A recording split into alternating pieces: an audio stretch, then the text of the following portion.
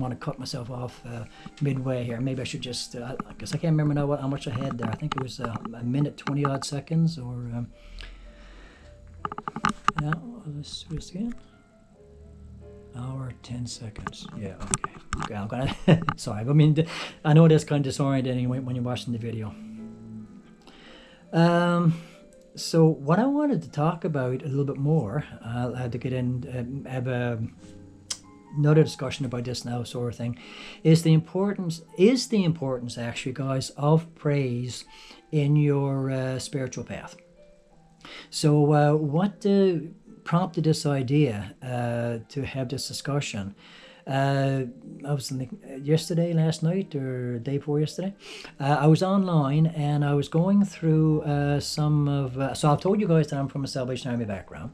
So I was decided that I wanted to see what I could find out with the Salvation Army hymns and choruses and all the rest of it, like if there's any channels on YouTube or anybody focused on that sort of stuff, that so I can see some of the stuff that we used to do when I was growing up that I haven't heard in a long time, sort of thing. So no, I came across this channel, this guy that's got the whole friggin' Salvation Army hymn book that he's doing. He's just recording hymn after hymn after hymn after hymn. I don't know if he's trying to get the entire songbook put on online or what, but anyway, I came across a whole bunch of hymns and choruses that we used to sing. Some were really, really beautiful, guys, and others have been sort of more like jingles than anything else, sort of thing.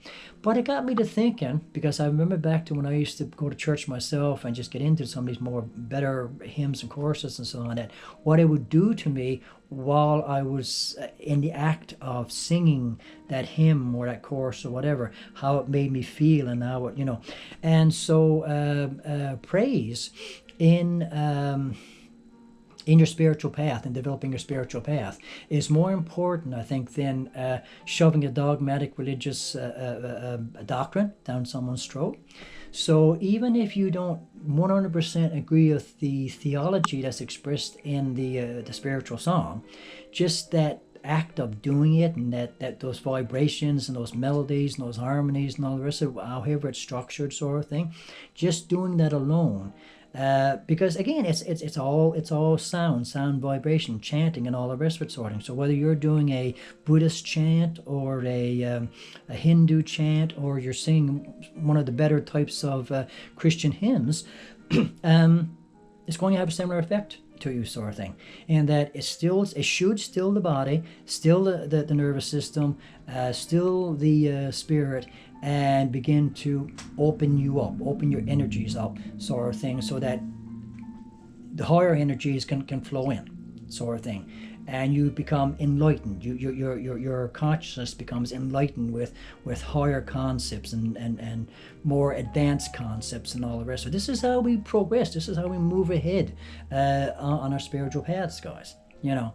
And so I'm going to have to go into this a bit more now in future conversations and so on. But this is what I'm saying. It's like the act of worship itself, higher forms of worship,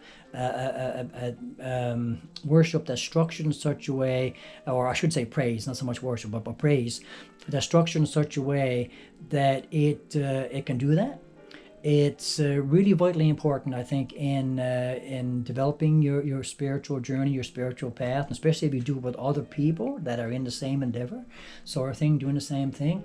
It can be a very, very powerful transformative effect, have a very powerful transformative effect on people, guys. So there's so many angles to all of this sort of stuff that seldom gets touched on, that spoken about and so on, that definitely mark you differently as being a spiritual person from being a religious person, for sure, a religiously dogmatic person, sort of thing. And that's kind of what I want to touch on here this evening here now, guys. So before this thing cuts off on me itself, and I get cut off midway, like happened last time I did this, I'm going to try to clue up right now, guys. So, all right, so I've been talking, I'm all a minute here now. That's going to be about four videos now, I think, roughly 70 minutes long.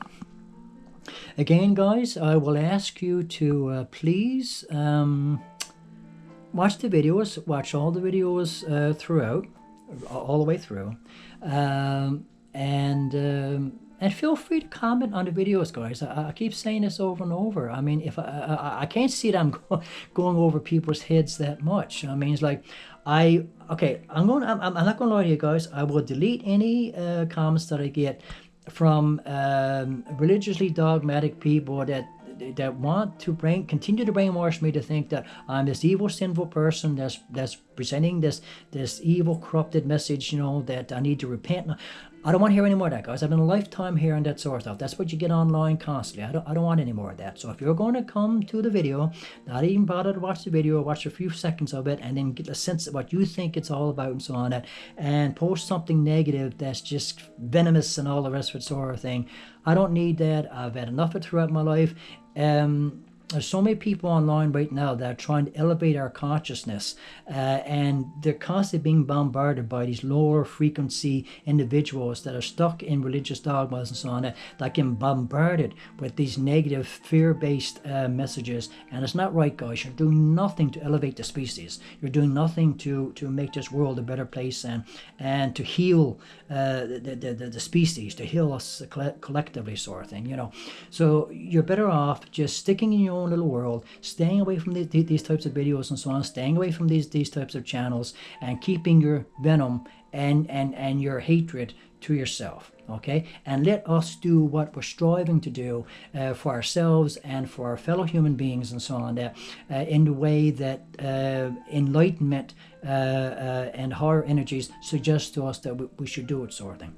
So I will basically delete, yes, I will remove any comments that I get of that nature. If you can't comment anything positive or share in the conversation along the same lines and so on, then don't comment at all, don't bother at all, just stay away. Other than that, if you're very, very open to the things I'm talking about here, guys, if it interests you as well, if you're on a similar path yourself and you want to share your perspective and all the rest of it sort of thing, add to the conversation, add to the enlightenment there, guys. Please, yes, my goodness, I say it over and over and over again, comment, respond, connect with me. Let's start conversations and so on. That I'm needing it myself, guys. I'm needing it myself. I'm needing to connect with people. So if you're willing to do that, I welcome it, like wholeheartedly, passionately, emphatically, sort of thing. Bring me your perspective. Bring me your life experience. Bring me your insights and so on. That let's share it together. Let's nurture one another and so on. That it's like, I need it, guys. I want it.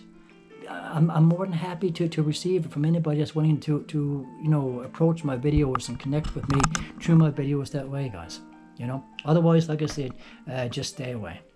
It's because you're only going to aggravate yourself, and you're going to aggravate me, and there's no need of it for either one of us, sort of thing.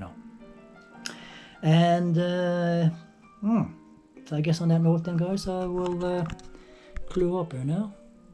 Almost, because I know this is going to cut off at any moment, and I got that feeling it's probably going to cut off at any moment. So that's an hour and almost 20 minutes there now. And again, I don't know if I'm going to an hour and a half. I don't know pretty much need going to an hour and a half.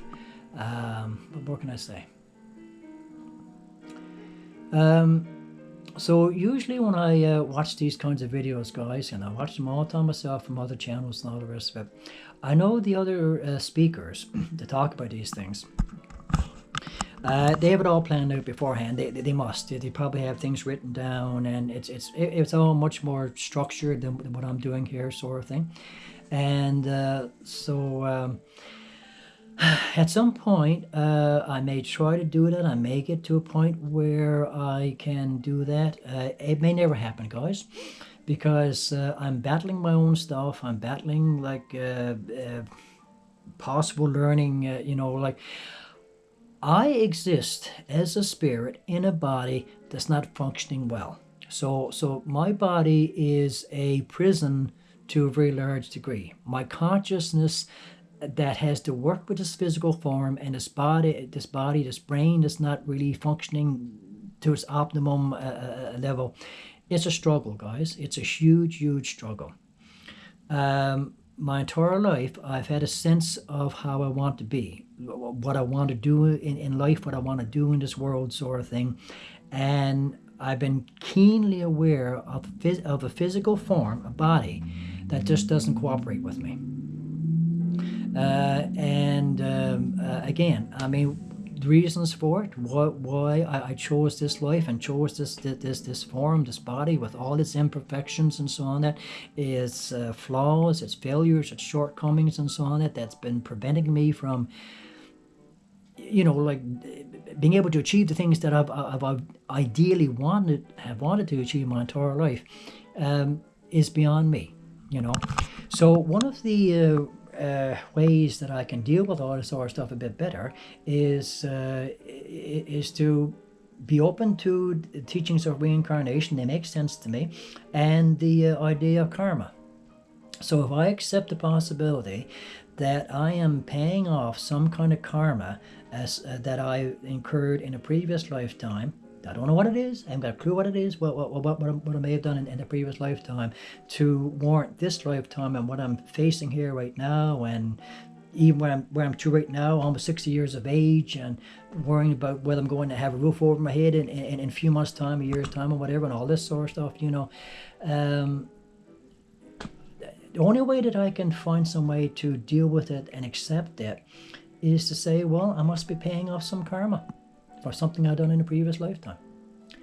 And it makes sense. Like it's a bitter pill to have to swallow, but it makes a heck of a lot more sense than going through these crazy lives with all this suffering and all this misery that some people have to go through, and losing your life, ending your life, the way of the blue. Like I had an aunt that passed away a couple of days ago. Her bowels ruptured on her, and she's rushed off to the hospital. She had surgery, and she passed away shortly afterwards, sort of thing. I mean, it's like, what a way to go, it's like pretty sudden, and no one knew she was sick or anything like that. So little things like people that die in car accidents, right out of the blue. Like people that why? It's like, what's the reason for it all? You don't even know when you're going to go or how you're going to go. And so the only thing that begins to bring some sense to it all is to say, okay, there's probably something to this reincarnation thing. We've been here before. We're paying off karma from bad things we've done in previous lifetimes. This is the way we've chose to pay it off, sort of thing. Even if we can't remember it, this is the way we've chose to pay it off, sort of thing.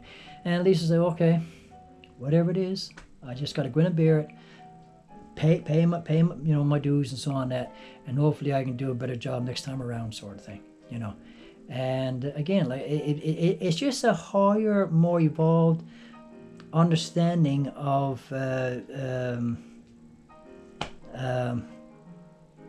cause and effect, sort of thing. That if you do wrong, then you got to pay out for it at some point, one way or another. If not in this life, then another life. Whatever that wrong may be, sort of thing.